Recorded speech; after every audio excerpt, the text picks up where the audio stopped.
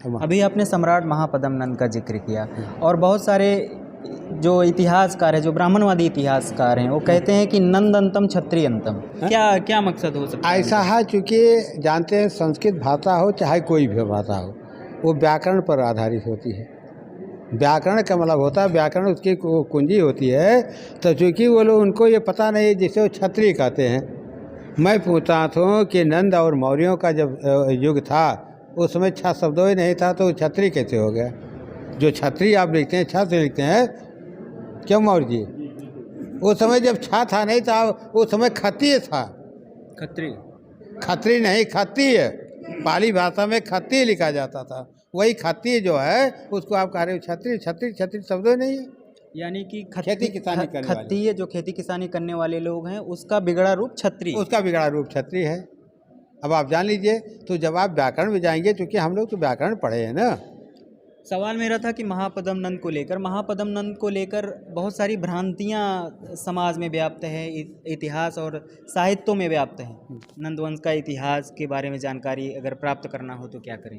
तो ऐसा है कि किसी के वंश के इतिहास की जानकारी जब होती है, उसके लोग होते हैं तो लिखते हैं। क्योंकि ब्राह्मण इतिहासकार थे, उन्होंने सब उसका लिपापोती कर दी। अब हम लोग पढ़ लिख कर रहे हैं, आगे पढ़ करके, चाहे नंद वंश है चाहे मौर्य वंश है, यानी जो हमारे क्या कहते हैं, जैसे ग्लोरी ऑफ मगध, यानी मगध के उसकर में जो है हमारा मौर्य वंश जो है, वो तो क्या कहते हैं कि सम्राटों का सम्राट था। क्यों नहीं लिखते हैं कि यानी सम्राट अशोक सम्राट थे? लिखना चाहिए ना भाई। हम तो कहते हैं सम्राटों के सम्राट, यानी राजा के महाराजा थे। लिखो इतिहास में। लेकिन वो क्यों लिखेंगे? हम लिखेंगे कि नंद और अशोक जो है ये सम्राटों के सम्राट थे। इसलिए हम प्रयास कर रहे हैं लिखने के लिए। सुप्रीम कोर्ट का फैसला आया है AWS आरक्षण को लेकर। 10% सवर्ण आरक्षण जो रातों रात सवर्णों को दे दिया गया, और OBC के आरक्षण के लिए इतने जद्दोजहद करने पड़े, लोगों को जान तक न्यौछावर करने पड़े। 5 जजों की जो बेंच थी, 3 जजों ने EWS के समर्थन में फैसला दिया और EWS आरक्षण बरकरार रहेगा। इस पर आप क्या कहेंगे? ऐसा कुल मिलाकर के आप समझिए, जिसके यानी शक्ति में ताकत होती है।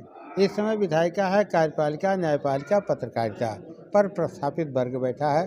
वो जैसा चाहेगा वैसा करेगा, जैसा फैसला देना चाहे वैसा फैसला दे दे।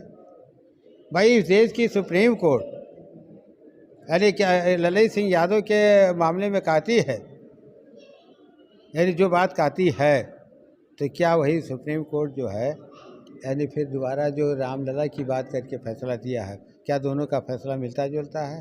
लेकिन भाई आप पावर में हो तब क्या कह रहे हो? वो तो पावर की बात है। आप पावर का दुरुपयोग करते हो, सदुपयोग करते हो, ये तो आपकी नैतिकता पर निर्भर करेगा। मॉरलिटी और लीगलिटी 2 शब्द है।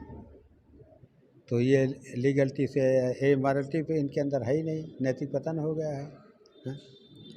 देश में जातिवाद है और न्यायपालिका में भी कहीं ना कहीं जातिवाद देखने को मिलता है, क्योंकि कोलेजियम सिस्टम जो है, अगर एक दूसरे को जज बनाना है तो जो रिटायर्ड होने वाला जज है वो डिसाइड करेगा कि अगला जज किसको बनाना है। उसके लिए कोई परीक्षा नहीं होती है।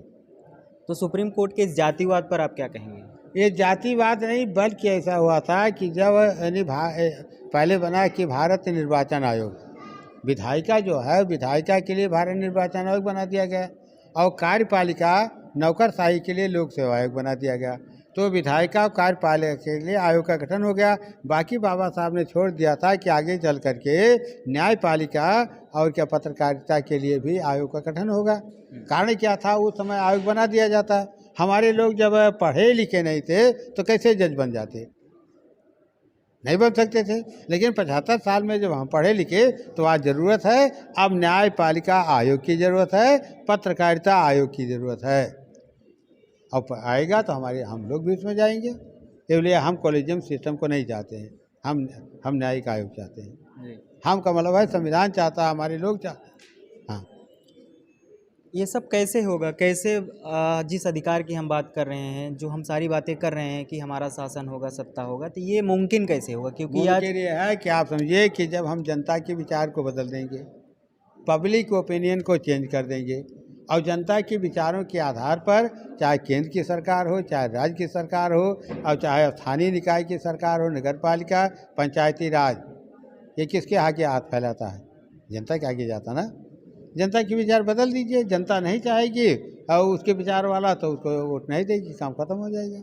हम जनता के विचार बदलना चाहते हैं, कोई न झगड़ा न कोई लड़ाई, वो सरकारी अपने आप सब गिरेगी, थोड़ा देर लगेगी, काम कठिन है। हम मच्छर मारने का काम कर रहे हैं, जैसे होता है ना नाली में मच्छर है उसको मार दीजिए, मलेरिया भाग जाएगा।